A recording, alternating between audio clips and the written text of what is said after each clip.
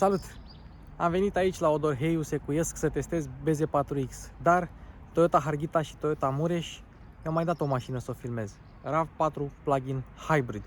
La momentul apariției era a doua cea mai rapidă Toyota după Supra.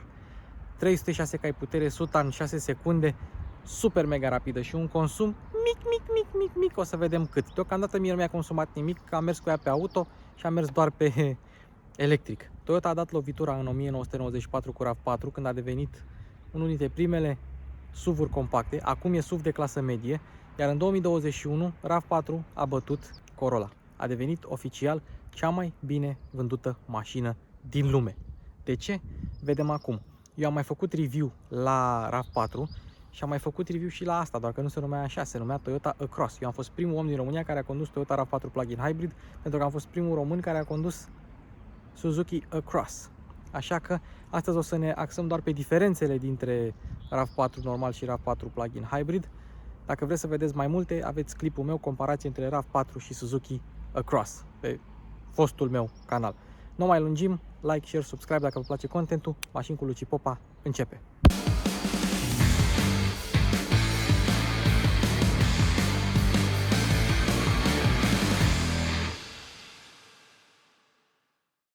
Bun, pe scurt, RAV4, a 5-a generație, noua platformă TNGA K de segment mediu, aceeași platformă cu Camry, să zicem.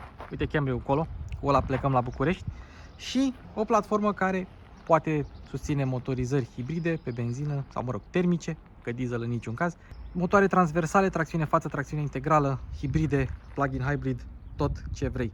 Și ampatamentul la platforma asta e între 2690 de mm și 3060, iar RAV4 are ampatamentul de 2690. Este cel mai mic ampatament din această clasă, cu toate că, ia uite-o, e dita mai mașina. 4,6 m, 1,85 m lățime, 1,68 m înălțime și ampatamentul l-am zis deja. Coeficient aerodinamic 0,32, care pentru un SUV ce arată așa e destul de ok. Și acum hai să vedem ce știe să facă mașina. RAV4 arată destul de supărat așa. Apropo, dacă vedeți LED-urile care flash-uiesc pe cameră, în viața reală nu fac asta, e doar frecvența LED-urilor, camera nu poate să le prindă pe toate. Avem așa, faruri, full LED, fază lungă, fază scurtă, semnalizări cu LED, elemente aici care nu fac nimic, lumini de zi, le-ați văzut, faruri de ceață, full LED, mașina arată supărată, arată așa. Și în România vine doar în echiparea Style sau Style Plus. Nu, Style și Style Biton. Camera frontală și sigla cu contur albastru denotă faptul că avem de-a face cu un model hibrid. BZ4X-ul, care e full electric, o să vedeți în clipul meu cu BZ4X-ul, dacă nu l-ați văzut, e deja pe canal. Ei bine, mașina nu mai are sigla albastră, electricele au sigla normală, pentru că electricul este noul normal în gama Toyota. Cu toate că semnalizările din oglinzi sunt full LED, în spate avem totul cu bec incandescent și farurile de ceață sunt 4 LED-uri, iar în partea cealaltă avem luminile de marșarier. Avem semnalizările pe lateral, ca atunci când deschizi portbagajul ele să rămână active, nu să se închidă cum se întâmplă la alte modele, spre exemplu. Cum recunoști un RAV4 plug-in hybrid? Păi, plug-in hybrid pe lateral, nu mai avem emblema hybrid normală. După ornamentele piano black, deși mai sunt și alte RAV4 cu ornamente piano black, și după aceste jante care se regăsesc și pe jante de 19, care se regăsesc și pe Suzuki Across, doar că au sigla de Suzuki pe ele. Dar mașina vine cu anvelope Yokohama Avid GT, anvelope care sunt o parte din motivul pentru care RAV4 Plug-in Hybrid nu trece testul elanului cu o viteză foarte mare. Are niște reacții sub și supraviratoare și iar asta depinde foarte mult de anvelope. Sunt niște anvelope all season pe RAV4 Plug-in Hybrid. Ia să vedem dacă scrie M+S pe ele. Din câte știu, erau niște anvelope all season, pentru că au aceste dungulețe pe care le vedeți aici, care nu le fac de vară, le fac all season. Corecție sunt de fapt anvelope cu rezistență redusă la înaintare. Alt factor ce nu le ajută să aibă o aderență foarte bună la limită. Evident, sistemele mașinii vor controla mașina, dar la 1910 kg la golă, RAV4 Plug-in Hybrid nu este o mașină sport, în ciuda faptului că performanțele în linie dreaptă sunt cu adevărat uluitoare pentru clasa din care face parte mașina, având în vedere că nu avem de-a face cu un model 100% sportiv. McPherson în față, independentă pe spate, avem discuri ventilate pe față, mai mari la plug-in hybrid decât la versiunea normală. 340 de mm pe față versus 328 mm la versiunea hibridă normală.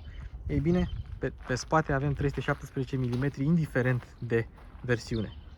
Cu toate că garda la sol este 19 cm, așa cum este la orice RAV4, ai 10 cm în plus, deci 29 de cm pentru borduri. Nu e rău, adică cu 1 cm mai mult decât oferă BZ4X. La BZ4X am văzut că avem keyless pe toate cele 4 uși. La RAV4 avem doar pe 2 din aceste uși și nu te lasă să o încui dacă ai contactul pus. Eu evident am contactul pus că voiam să vă arăt altceva. Și bipăie. Toată mașina asta bipăie în continuu. Așa sunt japonezii. Nu e vina neapărat a lui la 4. Așa sunt inginerii japonezi. Bun. Mașina. Da, hai să vedem cum se închide ușa. Mașina făcută în Japonia cu geamul deschis. Da? Aici avem materiale moi, material tare, tot tare și aici buzunare necapitonate și cu loc pentru 2 sticle, nu pahare, că n-ai voie pahare, și ceva portofel. RAV4 emblemă aici. Bun. Și acum, hai să vedem schema schemelor, da? Închidem ușa, avem impuls și avem și protecție, nu te lasă. Avem impuls la toate cele 4 geamuri. Și acum hai să mergem în spate. În spate,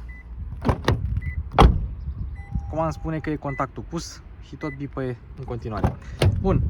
În spate, deschidere mare, deci nu ai treabă să intri în mașină, da? Altă chestie, la echiparea asta avem și, ia uite, banchetă, spate încălzită. Materiale moale, tare și loc pentru o singură sticlă. La BZ4X ai loc pentru 2 sticle în spate. Și la BZ4X totodată ai geamuri cu protecție și în spate. La RAV4 n-ai. Ca idee e ora 6:30, nu știu de ce bat clopotele, dar e duminică.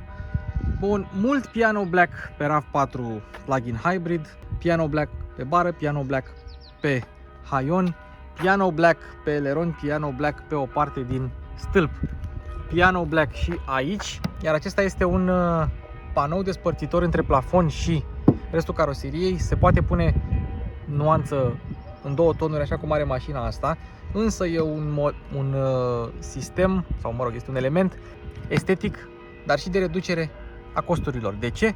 Pentru că înainte acest panou era unul singur de metal și era scump. Acum l-au despărțit, au putut să pună 2 nuanțe și au mai redus și un pic din costuri. 2 panouri mici sunt mai ușor de construit decât un panou mare. Să zicem că vrei să deschizi bușonul rezervorului. Apeși pe buton care e jos și l-ai deschis. Avem buton normal.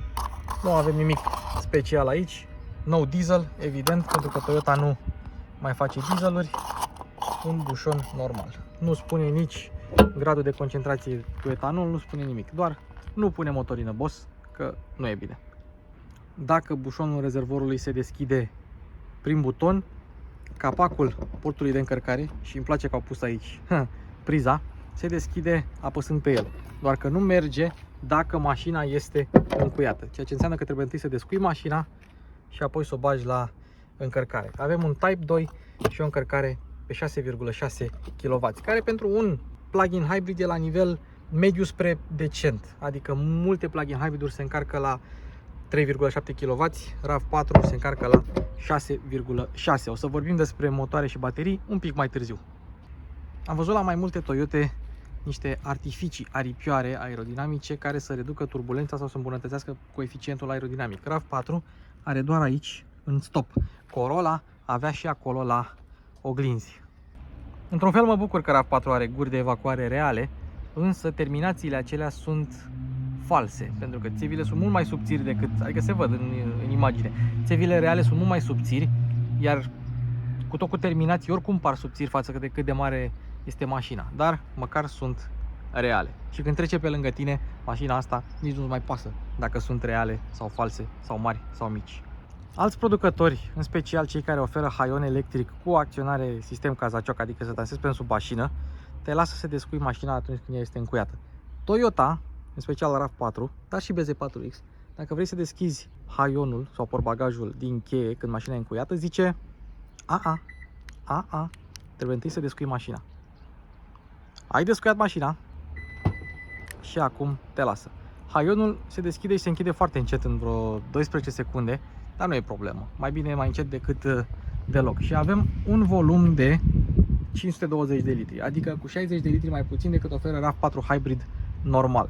Tot este destul de bine compartimentat și proporționat, adică avem o lățime maximă de 145 de centimetri, evident în punctul acesta, pentru că după aceea scade, și 98 de centimetri de la banchetă până aici.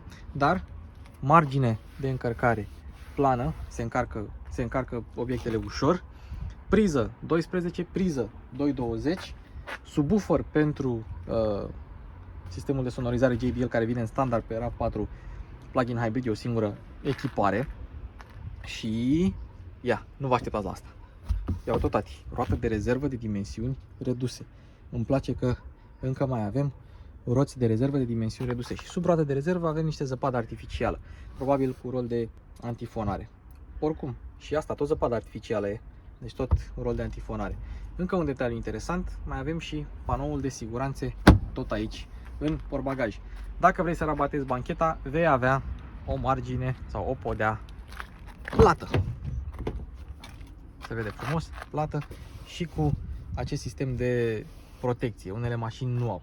Și încă un detaliu interesant, vrei să ridici bancheta și ea se ridică destul de ușor, spre deosebire de banchetele altor producători. În momentul în care ai închis-o, ok, observăm că nu prinzi centura. La BZ4X o prinzi, dar la RAV4 nu o prinzi. Se vede aici că au pus acest despărțitor.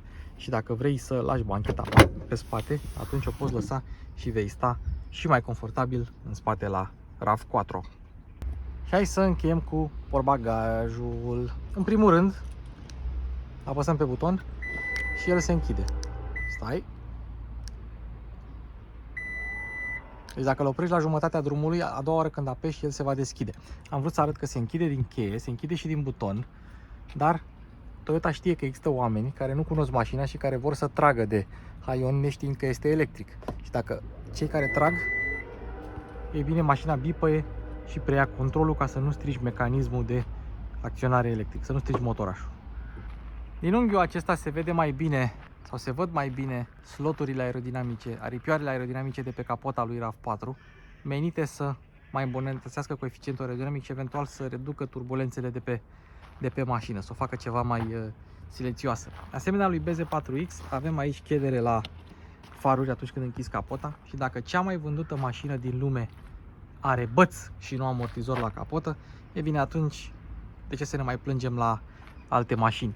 Apropo, am uitat să zic de preț. Dacă un RAV4 normal pleacă de la 36.000 de euro, aici avem o mașină care costă 53.600 de euro, cu TVA inclus aici la Toyota Harghita și Toyota Mureș, un preț din care mai scazi 5.000 de euro dacă ții mașina prin programul Rabla.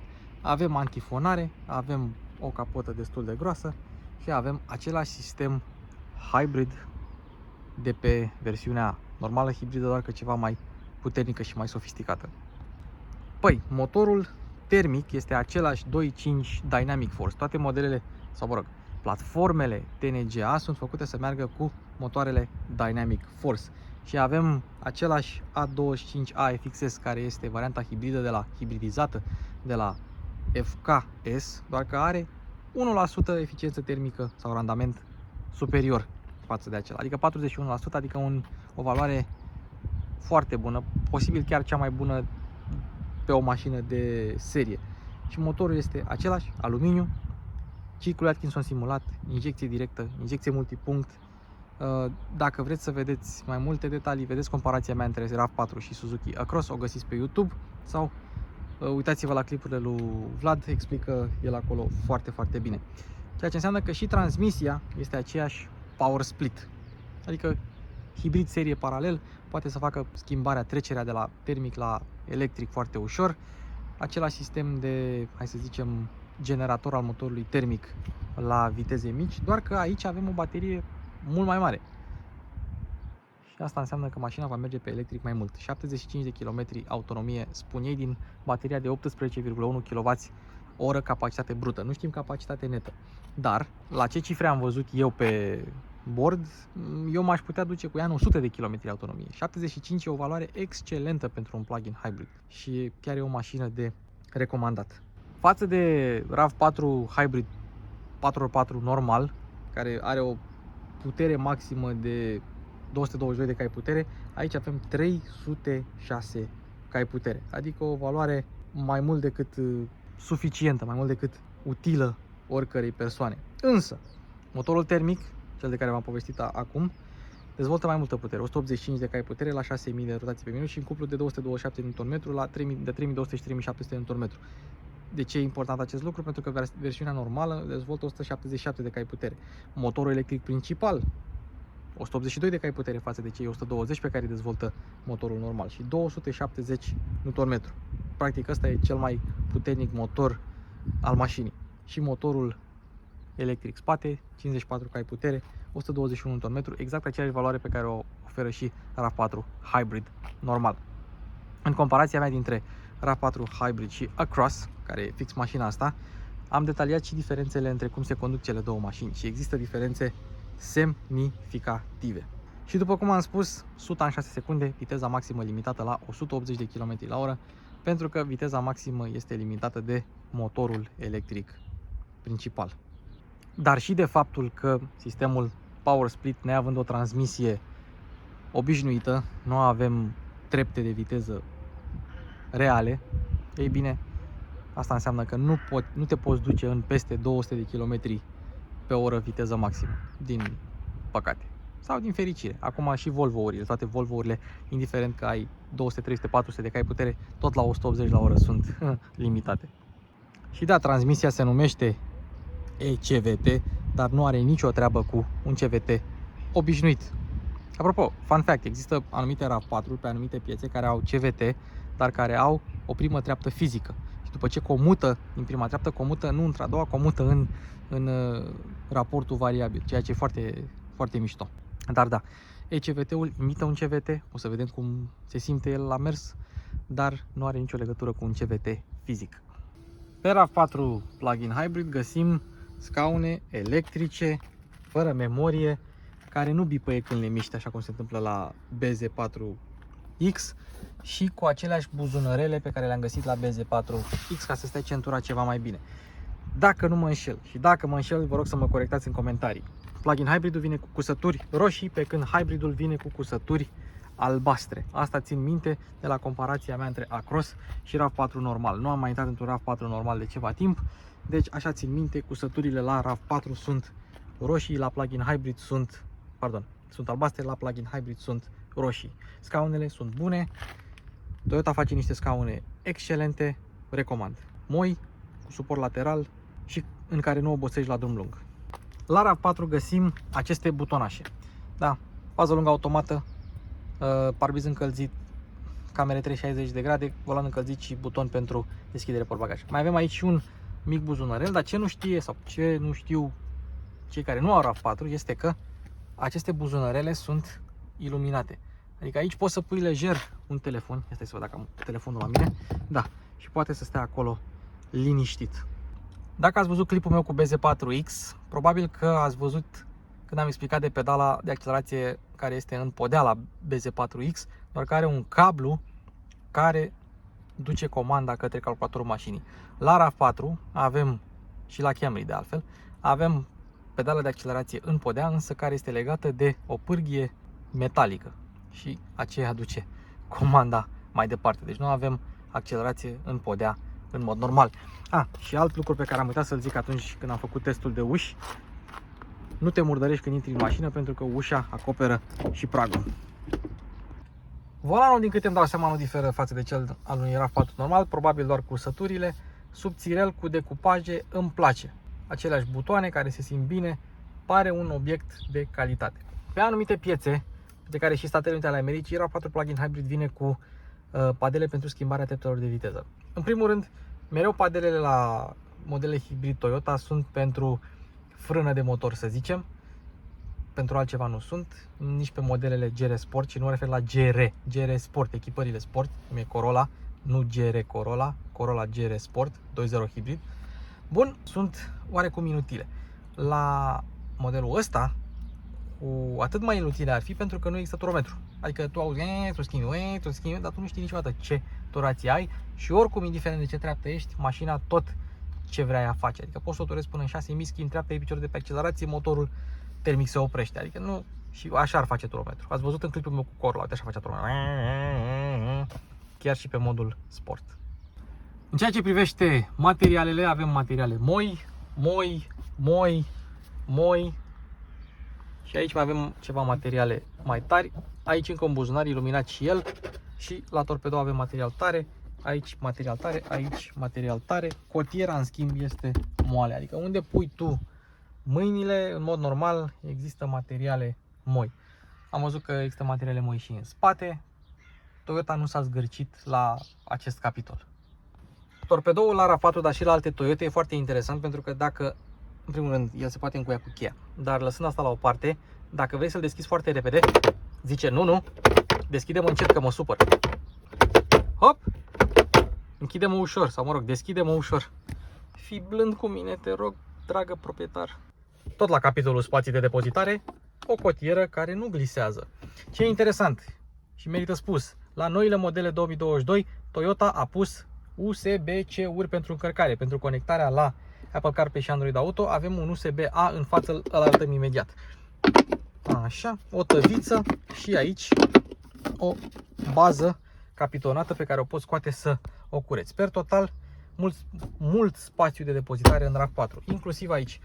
Suporturile de pahare sunt adânci, așa ar trebui să fie suporturile de pahare. Dacă se varsă ceva, să se verse aici, unde le poți curăța, nu în restul mașinii. Și tot aici mai avem un spațiu de depozitare și wireless charging pentru telefonul mobil, activabil din buton. Pentru că eu vreau să-mi țin telefonul aici, dar uneori nu vreau ca el să se încarce. La unele branduri nu ai această opțiune. Ei bine, la RAV4 ai. Și dacă tot am vorbit de încărcare, USB-A-ul pentru conectivitate și priză de 12 V în față. Niciodată n-ai cum să te saturi de un sistem de climatizare tradițional. Două zone, temperatură. Aici avem butoane cauciucate, la fel ca la sistemul de infotainment. RAV4 are așa ceva, celelalte Toyota mai mici în gamă nu au așa ceva. Pe RAV4 s-a insistat. Cauciucul ăsta costă, deci nu s-au zgârcit. Foarte simplu, toate butoanele dual. Ce interesant este că dacă dai pe dual, becul se stinge. Și atunci când dai pe sync, becul se aprinde. Sau invers. Ideea este că niciodată nu e cum te aștepți. Dacă aveai sync, în momentul în care apăsai pe sync, se sincronizau zonele. Aici, când apeși pe dual, ele se desincronizează. Asta voiam să zic. Butonul de ESP este mare și pus aici, deși nu va fi folosit niciodată. Scaunele încălzite și totul este ergonomic. Recomand.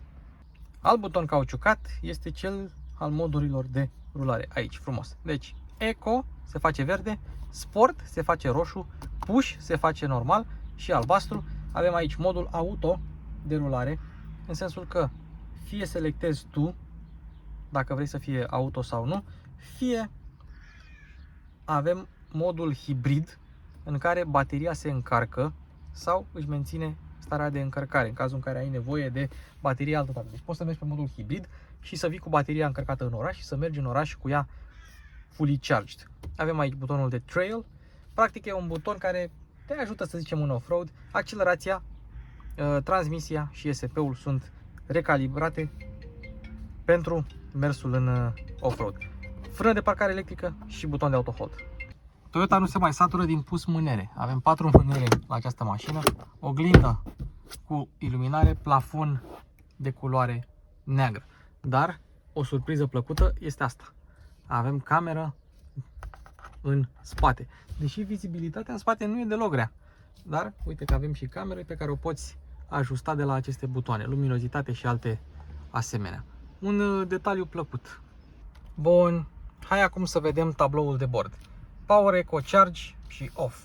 Câtă benzină, cât curent mai avem și mai avem 59 de km autonomie cu, nu știu să zic, 90% încărcare a bateriei. Dar eu am mers 22 de km doar pe pe electric astăzi și doar atât s-a mâncat. De aia spun că eu aș putea să mă duc în 100 de kilometri dacă merg încet și dacă merg cu aerul condiționat oprit, pentru că am observat că atunci când am pornit aerul condiționat, consumul a crescut dramatic. Și 3.8 litri la 100 de km este consumul mașinii pe cei aproape 1000 de km pe care are mașina, pentru că mașina este nouă, este mașina de test drive de aici, de la Toyota Odorheiu Secuiesc. Bun, și acum hai să ne urcăm un pic, să ne uităm un pic pe butonul de trail activat, punem pe Eco. Deci pe trail, asta e așa e pe normal, așa e pe sport și așa este pe trail, îți apar niște pietricele. Hai să o lăsăm pe Eco și să continuăm. De fapt, ca să nu mai apară mesajul ăla, asta e să o pornim. Gata. Și am pornit-o. Simplu ca bună ziua. Îți arată cât ai mers pe electric, îți arată consumul în kWh, dacă o treci pe normal, tot în kWh, și dacă o treci pe sport, tot în kWh, dacă o treci pe trail, da. Aparent schimbă mașina singură între consumul de kWh și consumul de litri în funcție de modul în care ești, sau dacă ai contactul luat, îți apare litri, dacă ai contactul pus, îți apar kWh. Deci cam asta este cu computer de bord la Toyota RAV4. În rest este același computer de bord pe care îl regăsim și la alte modele Toyota. Bun, și acesta este sistemul de infotainment pe care l-am prezentat și la Corolla. Îl aveți acolo, îl aveți și la clipul cu Camry dacă vreți. Nu o să intrăm prea mult în detalii. Dacă vreți să vedeți noul sistem de infotainment de la Toyota, vedeți clipul meu cu BZ4X. Acela e un sistem de infotainment cu mult peste acesta, dar pe scurt. Consum, history, energy, mergi iar pe meniu, te duci la home, Apple CarPlay arătăm la final, meniu cu aplicații, câteva informații, de fapt fix aceleași, setup, setările mașinii, inclusiv valet mode, pui cod de 4 cifre, nu poate să intre valetul în sistemul de infotainment, te duci la aplicații, mai ai setările pentru display. Dacă te duci pe map, e bine, atunci te duce pe Apple CarPlay și Android Auto, pentru că mașina nu are navigația sa, dar nici nu-ți trebuie, pentru că atât timp cât ai Apple CarPlay, Android Auto, ai Waze, ai Google Maps, ai tot felul de aplicații din acestea de navigație, nu mai ai nevoie de navigație. Sistemul de sonorizare JBL se aude foarte bine, așa cum se aude și pe Camry și mai ales pe modelul full electric BZ4X. Deci acesta este sistemul de infotainment, care, odată cu noile modele Toyota, urmează să fie schimbat, dar ce trebuie să știți? El merge foarte bine, adică chiar răspunde. Nu avea el cea mai bună grafică de pe pământul ăsta, bă, dar răspunde bine, mă. Și acestea sunt picioarele mele, împreună cu locul la picioare la Toyota RAV4, care, Toyota RAV4, are scaunul dat la maximum în spate. Și acesta este locul. Imens. Geamurile coboară de tot, mânere cu cârlige, USB-C-uri și în spate au schimbat USB-C-uri, deci avem așa, două prize de 12, o priză de 220 și 4 USB-C-uri, dar și un USB-A în mașina asta. Foarte multe prize de încărcare. Și aici în spate arată ca o față de tocilar, deci avem doi ochi, nasul și dinții lui de tocilar. Ha, ce frumos! Bun! Bancheta. Se stă bine în ea, spațiul la cap avem, nu știu dacă focalizează, dar avem și spațiul la cap. Destul de ergonomice scaunele, puțin profilate, confortabile și avem cotiera cu două suporturi de pahare. Evident, am arătat cum spătarul se dă mai în spate, în sensul că îl poți lăsa pe spate, acum ai lăsat pe spate ca să poți stai confortabil și în RAV4 în spate se stă bine. Banchetă încălzită, USB-C-uri, spațiu suficient, o mașină de familie desăvârșită. Două plăsuțe, la versiunile chele avem o singură plăsuță, nu avem la șofer, avem doar la pasager. Interesant. Bun, acum să vedem de ce s-au vândut 1,1 milioane de RAV4-uri anul trecut. Wildtrak în China, Suzuki Across, plug-in hybrid în Europa, toate sunt aceeași mașină. Ia, pe Eco, ce zvâcare! Bun, RAV4, vizibilitate bună. Hai să folosim asta, să vedem dacă ne putem adapta la un ecran în locul unei oglinzi. Vizibilitate bună și în oglinda asta, cu toate că Acum folosesc camera, dacă o pun pe normal, vizibilitatea e bună, văd și în spate prin lunetă bine. Al treilea montant nu e foarte gros, avem un al treilea geam în spate și el ok. Poziția la volan mi-am găsit-o ușor, este înaltă, volanul subțire, văd peste bord, văd în tabloul de bord, iar acum merg pe modul Eco. Pe modul Eco în auto. Sunt atât de multe moduri în mașina asta încât trebuie să trec prin toate. Hai să vedem. Suntem pe auto, da? Și dacă îi dau blană, pornește motorul termic. Are ceva zvâc. Dar uite, cu tot cu CVT-ul lui, motorul nu e zgomotos. Power, power, power. Acum merge cu 180 de cai electrici. Nici n-a pornit motorul termic. Ca să pornească motorul termic, trebuie să fie să fii pe alt mod, fie să chiar să te grăbești să-i dai kickdown. Ia, kickdown. 300 de cai. Mamă, cum se duce. Deci chiar e o mașină rapidă. Așa. Tot pe auto, hai să o trecem pe normal. Da? Acum pornește motorul. La jumătate de pedală pornește motorul. E destul de silențios motorul termic în sine, adică chiar dacă pornește, nu e foarte zgomotos. Ia, kickdown. Oho! Dar are ceva zvâc. Are. Chiar e o mașină rapidă. Ia să trecem pe sport pe auto. Să vedem la cât pedală pornește motorul termic. Ia.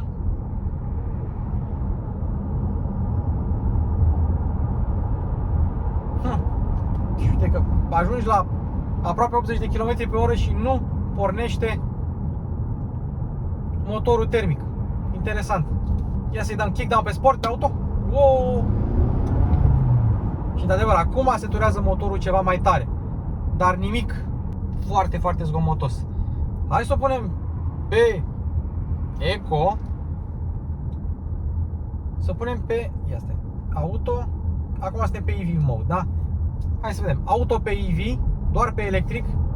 50, 60, 70, un sfert de pedală. Dacă îi dăm blană pe Eco, pe EV, bă, 180 de cai putere electrici, nu-i de aici de acolo. Nu. Adică poți să mergi pe EV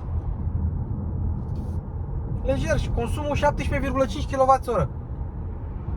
Regenerează bine, ia pe normal. Mai mult zvâc. Deci poți să faci o depășire, ia să facem pe EV Sport. Să facem o depășire pe EV cu 180 de cai putere electrici, da?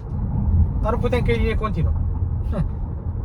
Oricum, o lăsăm un pic mai ușor ca să nu facem o depășire. Și avem un motociclist în spate, îl lăsăm să treacă.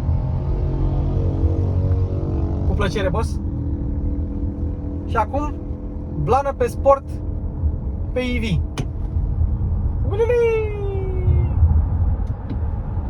Da. 2 tone cu 180 de cai electrici. Merge. Iar acum trecem în HV mode, adică să țină bateria. Ia să vedem cum se comportă.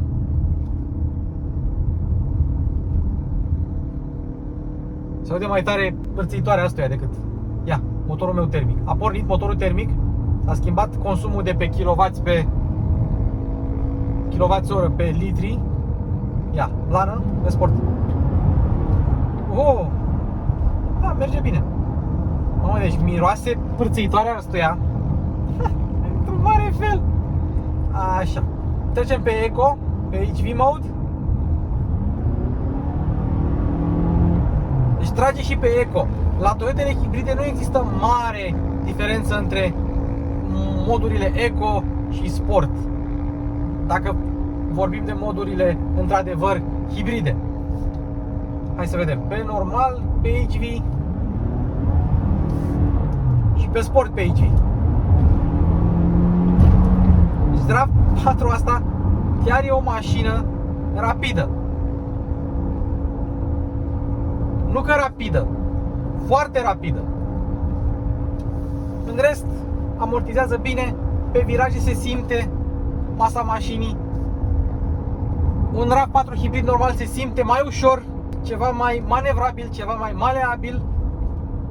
dar nu mă plâng de caracteristicile lui RAV4 plug-in hybrid. Dacă este să o trecem pe auto și pe eco, așa cum îmi place mie să merg, am suficientă putere, un consum decent și autonomie electrică, dacă vreau, 75 de km, poate chiar mai mare. Dacă activezi aerul condiționat, atunci te duci în 60, poate 55, poate 50, depinde foarte mult de stilul de condus. Toate testele de autonomie sunt făcute, evident, pe modul eco, fără aer condiționat. Faza e că mergând pe eco, pe auto, poți merge, uite, cu 100, 90-100 pe modul full electric. Și mașina e destul de silențioasă, destul de confortabilă. Dacă vrei să dai o frână mai tare, într-adevăr, vei simți 1. Masa mașinii, 2. Anvelopele astea Yokohama Avid GT, care, dintr-un motiv sau altul, nu oferă aderența de care o merită mașina asta. Dar asta doar la frânări bruște. Uite, asfalt încins, imediat îmi intră ABS-ul. Dar frânează bine, adică puterea de frânare a mașinii e mare. Centura mă strânge. Discurile alea de frână pe față își fac simțită totuși prezența. Cineva a doborât semnul cu radar. Adevăr, e o mașină la care nu simți viteza, adică mergi cu 75-80 la oră și nici nu-ți dai seama. Pe viraje ai un pic de ruliu, mai mult decât la RAV4 hibrid normal. Dar asta e prețul pe care trebuie să-l plătești atunci când îți iei o mașină super eficientă. Dacă aș fi mers super economic și poate că într-o zi voi avea această ocazie, atunci autonomia ar fi crescut. Uite, dar tot am 17,6 kWh la 100 de km, că nu e rău. Baterie 18,1, dacă o scot în 15, în 14, pot să fac 100 de km cu electric. Așa că dacă ai 50.000 de euro și vrei un plug-in hybrid, există multe opțiuni, într-adevăr. Dar știi sigur că Toyota nu te va dezamăgi niciodată la capitolul fiabilitate. Și, ok, CVT, că nu-mi place CVT, că nu știu ce. Dacă cea mai vândută mașină din lume are eCVT, că nu e CVT, nu înțeleg de ce tu te-ai plânge. Fiabilă, cea mai vândută, piese găsești, garanție 6 ani 200.000 km, 10 ani, de fapt 8 ani 160.000 pentru motor electric baterie, 10 ani dacă prelungești și 5 stele la testele Euro NCAP. Tocește anvelopele, cumpără unele mai bune și vei avea o mașină mai mult decât corectă pentru banii pe care îi dai pe ea. Mulțumesc Toyota Mureș, Toyota Harghita. Mai vin la Odorheiu, secuiesc. Îmi place. Poate mai filmăm și altceva. Sigur mai filmăm ceva de la ei. Camry. O să am un clip special cu Camry. Abia aștept să-l vedeți. Cam atât pentru episodul de astăzi. Hai, spuneți-mi în comentarii ce părere aveți voi de RAV4 plug-in hybrid, de RAV4 în general, și de ce credeți voi că e asta cea mai vândută mașină din lume. Care sunt motivele? În rest, ne auzim în comentarii. Eu mă duc înapoi la București. Voi puteți să dați like, share, subscribe dacă vă place contentul pe care eu îl fac. Vă mulțumesc pentru atenție. Vă pup. Mașini cu Luci Popa se încheie.